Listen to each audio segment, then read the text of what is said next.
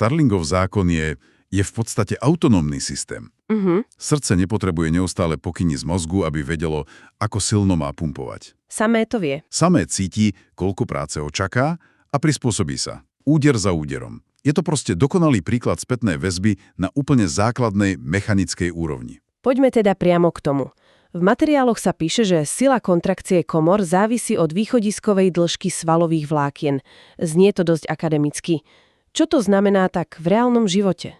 No, predstavme si to ako gumený pás. Dobre. Čím viac ho natiahneme, tým väčšou silou sa vráti späť. So srdcovým svalom, teda s kardiomyocitmi, je to veľmi, veľmi podobné. Čiže krv, ktorá pritečie, ten sval natiahne. Presne tak. Množstvo krví, ktoré pritečie do komôr počas tej plňacej fázy, diastoly, tieto svalové vlákna natiahne. A čím viac sú natiahnuté, tým silnejšie sa následne stiahnu. A vypudia tú krv von. Tomuto natiahnutiu hovoríme preload alebo predzaťaženie. A to kľúčové je, že je to vnútorná vlastnosť svalu. Áno, preto autoregulácia. Srdce sa adaptuje okamžite, bez čakania na nervový signál alebo nejaký hormón. Dobre, princíp natiahnutia je jasný, ale podklady idú oveľa hlbšie až na úroveň sarkoméry, tej základnej jednotky svalového vlákna. Tam sa zdá sa odohráva tá skutočná mágia. Tam sa to všetko deje. Ako dokáže takáto mikroskopická štruktúra vygenerovať taký makroskopický efekt? No, tu sa dostávame k samotnej kudstate svalovej kontrakcii. Sarkomera je vlastne miniatúrny motor. Zložený z dvoch typov vlákien, hrubých, myozínových a tenkých aktínových. Áno. Myozínové vlákna majú také malé hlavy, ktoré sa môžu viazať na aktínové vlákna a ťahať ich k sebe. Tým skracujú celú sarkomeru. To je tá kontrakcia. A sila tej kontrakcie? A teraz to najdôležitejšie. Sila tej kontrakcie závisí od toho, koľko myozínových hlav sa môže naraz naviazať na aktín. A to je dané tým ich prekrytím však. Presne. Je to priamo dané mierou ich vzájomného prekrytia. A tu sa spomína tá optimálna dĺžka, čiže to nie je len o tom, že čím viac natiahneme, tým lepšie. Presne tak. A to je na tomto geniálne. Musí existovať nejaký ideálny bod. Existuje taký sweet spot, optimálna dĺžka sarkomery, je to okolo 2,2 mikrometra. Vtedy je to prekrytie aktínu a myozínu maximálne možné.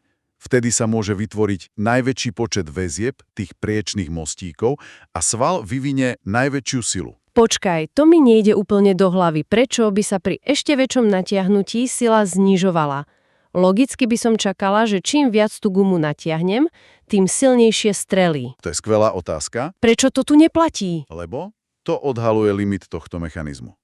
Ak je sarkoméra natiahnutá príliš za ten optimálny bod, tak sa aktínové a myozínové vlákna od seba začnú vzdialovať. Aha, rozumiem. Predstavte si to ako dva suché zipsy. Keď sú optimálne priložené, držia pevne. Ale keď ich začnete odťahovať, počet háčikov v kontakte sa zmenšuje a sila väzby slabne. A to isté sa deje v sarkomére. Presne to. Sú od seba príliš ďaleko, myozínové hlavy jednoducho nedosiahnu na svoje väzobné miesta na aktíne. A naopak, keď je to stlačené príliš? Naopak, ak je sarkoméra príliš stlačená, teda pri malom naplnení srdca, aktínové vlákna z opačných koncov sa začnú prekrývať. Zavadzajú si. Navzájom si zavadzajú, čo tiež bráni efektívnej väzbe. Sila je opäť nízka. Rozumiem. Je to teda krivka, má svoj vrchol a potom klesá. Áno. V podkladoch ma zaujal aj ďalší aspekt, vzťah medzi frekvenciou a silou. Píše sa tam, že pri vyššej frekvencii, povedzme 95 úderov za minútu, je kontrakcia sama o sebe silnejšia. Ako to súvisí so Starlingom? Je to príguzný, ale je to úplne odlišný mechanizmus. Iný mechanizmus. Áno. A neustále so Starlingom sútaží a spolupracuje. Srdcová kontrakcia je spúšťaná iónmi vápnika. Áno. Po každom vzťahu sa vápnik z bunky aktívne odčerpáva. Ak sa však zvýši frekvencia, tie pumpy nestíhajú všetok vápnik odstrániť do ďalšieho úderu. Čiže sa tam hromadí. Dochádza k jeho postupnej akumulácii v bunke. Je to ako snažiť sa vyliať vodu z vedra, do ktorého pritieká rýchlejšie, než stíhate vylievať. Hladina stúpa. A vyššia koncentrácia vápnika v bunke automaticky znamená silnejšiu ďalšiu kontrakciu. Takže vyššia frekvencia rovná sa silnejší úder Ale aj to musí mať svoje limity, nie? Samozrejme. A tu narážame na jeden z kľúčových klinických paradoxov. No, Extrémne vysoká frekvencia, povedzme pri tachykardii, dramaticky skracuje čas na plnenie komôr. skracuje diastolu. Presne. A ak sa srdce nestihne poriadne naplniť, jeho preload bude nízky. A podľa Starlingovného zákola? Nízky preload znamená slabú kontrakciu, pretože vlákna nie sú optimálne natiahnuté. Takže tu máme dva protichodné efekty. Presne. Vápnik sa snaží kontrakciu zosilniť, ale nedostatok času na plnenie ju cez Starlingov mechanizmus oslabuje. A ktorý vyhrá? Pri veľmi vysokých frekvenciách ten druhý efekt preváži a srdcový výdaj napriek silným, prázdnym úderom klesá. Takže vidíme, že systém nie je len o natiahnutí. Už sme narazili na frekvenciu. Ale materiály zdôrazňujú hlavne 3 kľúčové faktory. Preload, afterload a inotropia. Áno, to je tá svätá trojica. Preload sme si už vysvetlili. Ale zdá sa mi, že len natiahnutie vlákien nemôže byť celý príbeh. Musia existovať aj iné sily. Určite. Čo napríklad odpor v cievach. Presne tak. Tieto 3 faktory si môžeme predstaviť ako 3 hlavné ovládače na takom mixážnom pulte srdca. Dobre, Prvý ovládač je preload, to je tá vstupná hlasitosť. Koľko krvi pritečie. To je domiena Starlingového zákona. Druhý ovládač je afterload, alebo dotlak. To je presne ten odpor, ktorý spomínate. rozumiem. Je to odpor, ktorý musí komora prekonať, aby vôbec dokázala otvoriť aortálnu chlopňu a vypudiť krv. Ako nejaké ťažké dvere. Výborná analogia. Afterload je sila, ktorou tie dvere tlačia proti vám. Pri vysokom krvnom tlaku sú tie dvere extrémne ťažké. Aj keď máte optimálny preload a silnú kontrakciu, ak je afterload obrovský, tie dvere neotvorím naplno. Jednoducho ich neotvoríme naplno a vypudíte menej krvi. A ten tretí ovládač, inotropia. Ako sa líši od Starlingovho z mechanizmu? Veď oba ovplyvňujú silu vzťahu.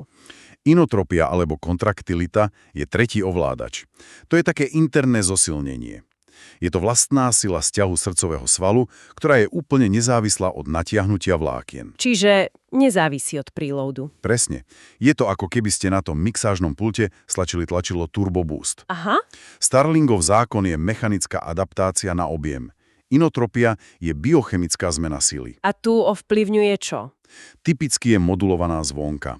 Napríklad adrenalínom zo sympatického nervového systému. Jasné. Alebo liekmi, ako je digoxín. Tu je ten rozdiel.